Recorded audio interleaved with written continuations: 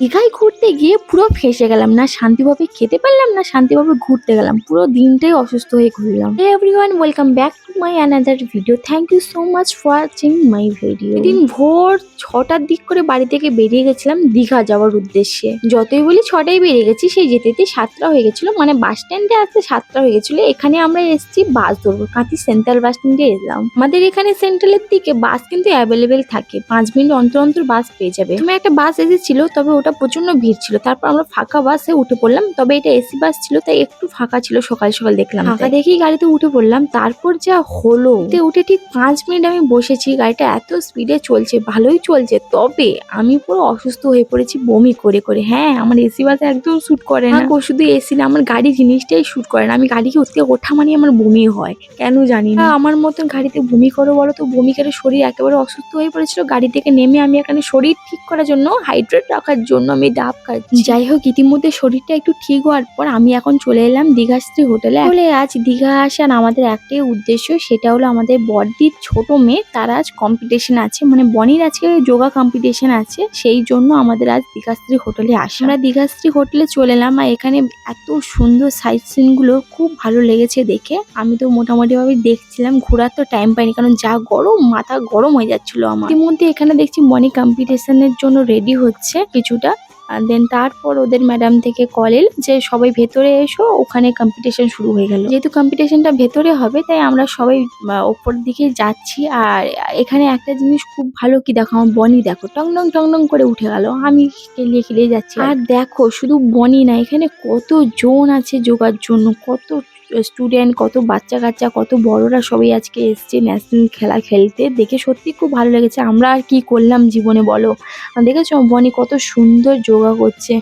দেখো, বাইরের হলে গার্ডিয়ানদের বসার ব্যবস্থা রয়েছে, কিন্তু এটা হলো ভেতরে, মানে এটা স্টেডিয়ামের ভেতরে শুধু বাচ্চার সঙ্গে একজনই এন্ট্রি করতে পারবে। তো এখনো প্রোগ্রামটা যেহেতু শুরু হয়নি, তাই ভালো একটু চাই তোমাদের দেখিয়ে দিয়ে আসি ভেতরটা কেমন। এত সুন্দর অ্যাম্বিয়েন্স দেখে কি ভালো লাগছে যেন, দারুণ। কিন্তু স্টেডিয়ামটা অনেকটাই বড়, আমাদের কাঁথি টাউন হলের মতন। তো ভেতরে স্টেডিয়ামটা তো দেখার পর এখন আমরা বাইরের সাইড সিন একটু দেখতে চলে এলাম, কারণ আমি তো জানো একটু রিলস পাগল, তাই ভিডিও করার জন্য একটু বাইরে এসেছিলাম। তবে এসে সুইমিং পুলটা দেখে আমি হাঁ হয়ে গেলাম। কি স্নান করতে ইচ্ছে করছিল এই গরমে, তবে না, ড্রেস নিয়ে আসিনি তো, স্নান করব কি করে বলো? তাই দূর থেকে দেখেই মজাটা নিয়ে নিলাম। কি আর করা যায়, নেক্সট টাইম আসবো এখানে, স্নানও করবো, তখন ভিডিও করবো তোমাদের।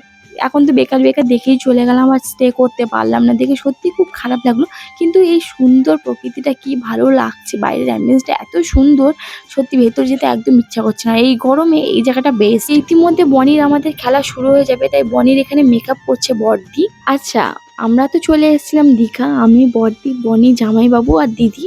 তারপর দেখলাম মা ফোন করে বললো আমরাও এসছি বাবু, তুইও চলে আয়। কোথায় যাবো ওটাই তো বলছি। তো অ্যাকচুয়ালি মারা এসছে, মা, বাবা, মেজদি, রনি সবাই এসছে চন্দনেশ্বর মন্দিরে পুজো দেওয়ার জন্য। আজকে আমরা দীঘাশ্রী হোটেল থেকে বেরিয়ে এসে চন্দনেশ্বর মন্দিরের দিকে রওনা হচ্ছি, কারণ আমারও মনে হলো যে যাই, না হলে আমিও পুজো দিয়েছি, যেহেতু আমাদের আজ নিরামিষ, তাই ভাবলাম যাই বাবার মন্দিরে একটু পুজো দিয়ে চলে আসি। আসলে কি জানো তো, অনেকদিন হলো চন্দনেশ্বর মন্দিরে পুজো দেওয়া হয়নি, আর বাবার মন্দিরে অনেকদিনই যাওয়া হয়নি, কিছু কারণবশত যাওয়া হয়নি মন্দিরে। বাট আজকে যখন এসছি, ভালো দিনে যাই বাবার মন্দিরে পুজোটা দিয়ে আসি। হেসে হেসে পাগল, মা বাবাকে দেখতে পেয়ে গেছি, ওদের ডাক দিচ্ছি মা মা করে, ওরা কেউ আমার কথা শুনছেই না, আমাকে অ্যাভয়েড করে চলে গেল। যাই হোক, এত ইগনোরের পর আমাকে দেখতে পেয়েছে, ফাইনালি আমাকে দেখতে পেয়েছে। যাই হোক, ভালো হলো, যা হোক আমাকে দেখতে পেলো। এই হলো চন্দনেশ্বর মন্দির। অনেকে আমাকে বলো যে চন্দনেশ্বর মন্দির নাকি দীঘায় অবস্থিত, কিন্তু না, চন্দনেশ্বর মন্দির কিন্তু উড়িষ্যায় অবস্থিত। যেতে যেতেই দেখতে পাবে দীঘার বর্ডার শেষ, তারপর উড়িষ্যা স্টার্ট হয়, মানে উড়িষ্যাতেই কিন্তু অবস্থিত চন্দনেশ্বর মন্দির। দীঘাতে কিন্তু চন্দনেশ্বর মন্দির অবস্থিত নয়। বাইরে খুলে এলাম, তাই ভাবলাম পা হাতটা ধুয়ে নিই, এখানে পা হাত ধুয়ে এখন বাবার মন্দিরে যাচ্ছি। যা গরম, এগুলো পুরো তেতে গেছে,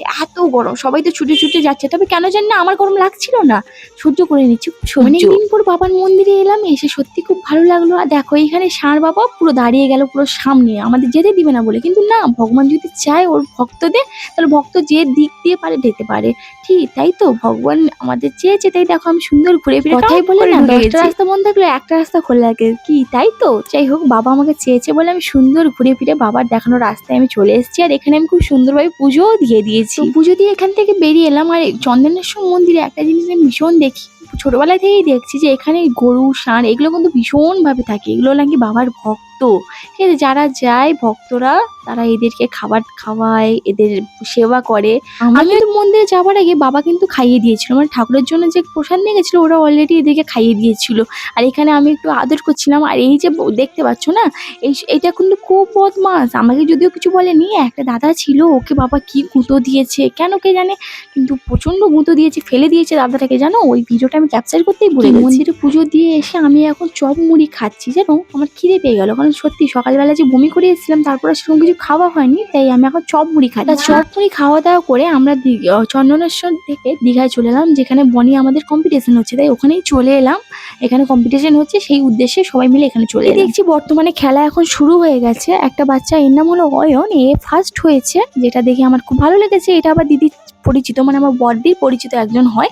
তো এই ফার্স্ট হয়েছে, বাবুটা কি আনন্দ দেখো, ও ফার্স্ট হয়েছে, মেডেলও পেয়েছে, সঙ্গে একটা সাইকেল পেয়েছে, বড় একটা সাইকেল, মানে ওর কি আনন্দ কি বলবো। ভেতরে হচ্ছিল বনির এখন কম্পিটিশন, বনি কি হবে সেটা ভাবছো তো, আচ্ছা তোমাদের বলেই ফেলি, কেন সাসপেন্স রাখবো বলো। বনি আমাদের 6 নম্বর হয়েছে। দেখো আমার কাছে মনে হয় ট্যালেন্টটা সব থেকে বড় ব্যাপার, ওর খুব সুন্দরভাবে প্রেজেন্টেশন দেখিয়েছে, ওর মতন। তবে জাজমেন্ট যারা করেছে তারা বনির থেকে হয়তো কেউ বেটার করেছে, তাই হয়তো ওরা ফার্স্ট হয়েছে। তবে বনিও কিন্তু খারাপ হয়নি, বনি আমাদের 6 হয়েছে। কাছে কথা হলো পারফরমেন্স ঠিক রাখো, ট্যালেন্ট নিজের মতন ঠিকঠাক করে দেখাও, কোনো যেন মিস্টেক না থাকে, ওরা ওদের মতন জাজমেন্ট করে নেবে, মানে যারা জাজ তারা তাদের মধ্যে জাজমেন্ট করে নেবে। থাকলো খেলার মধ্যে তো হার জিত থাকে, ওটা নিয়ে কোনো ব্যাপার না। আর এদের লাঞ্চ আমি আনতে গেছিলাম, লাঞ্চে ছিল পোলাও, সাদা ভাত, চিপস, ডাল, পটল আলুর তরকারি, চিকেন, চাটনি।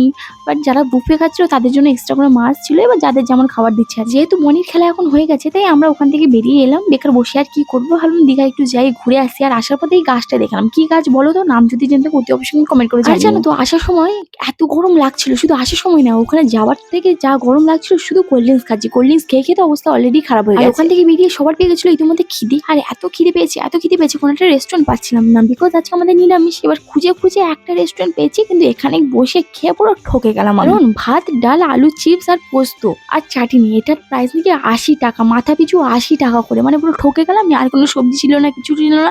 এক্সট্রা করে আমি আবার পনির অর্ডার করলাম, যেটার দাম ছিল 130 টাকা। সত্যি কথা বলতে এদের ব্যবহার খুব খারাপ না, এদের ব্যবহার কিন্তু ভালো, খাবার দাবারের ব্যবস্থাও ভালো, বারবার দিচ্ছে। কিন্তু এই যে অনেকটা ঠকে গেলাম আমরা, এই 180 টাকা দিয়ে এরকম মিল হয় না আমার যেটা মনে হলো, কারণ আমাদের কাঁথিতে 80 টাকায় মাছ ভাত, কাঁথিতে নয় দীঘাতে আমি অনেক হোটেলে 80 টাকায় মাছ ভাত খেয়েছি, কিন্তু এই শুধু ডাল পোস্ত 80 টাকা, এটা একটু কেমন লাগলো নাকি, তাই তো পুরো ঠকে গেলাম আমরা। তো ঠকিনি, এই খাবার খেয়ে বাড়ি এসে অবস্থা খারাপ হয়ে গেছিল, সেটা একটু পরে বলছি। এখন আমরা খাওয়া দাওয়া করে সি বিচের দিকে যাই। হ্যাঁ, এখানে এক দাদা ভাইয়ের সঙ্গে আমার দেখা হয়েছিল দীঘায়, যদি দাদা ভাই তুমি দেখে থাকো অতি অবশ্যই কিন্তু কমেন্ট করো। তোমার সঙ্গে দেখা হলো, কিন্তু আমি না ছবি তুলতে পারলাম না ভিডিও করতে পারলাম, তার জন্য সত্যি আমি খুব দুঃখিত।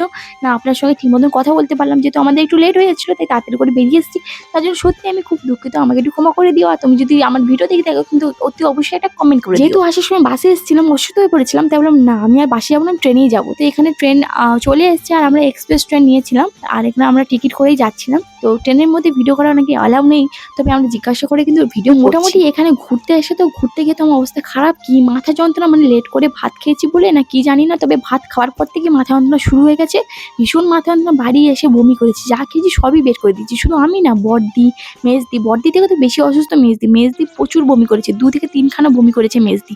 আমি তো একটা করেছি, বাট মেজদি 2 থেকে 3 খানা বমি করেছে। আমাদের অবস্থা পুরো খারাপ হয়ে গেছে, তাই আমি একটু অর্ডার করেছিলাম পাপড়ি চাট, তবে পাপড়ি চাট আসার পরে পাপড়ি চাট খেয়ে আমার আবার মাথা যন্ত্রণা শুরু হয়েছে, আমি পুরো কেলিয়ে ঘুমিয়ে গেছি, মানে আমার যাচ্ছাতা অবস্থা, লোভও সামলাতে পারিনি, খেতেও আমি আছি, মানে ওই আর কি।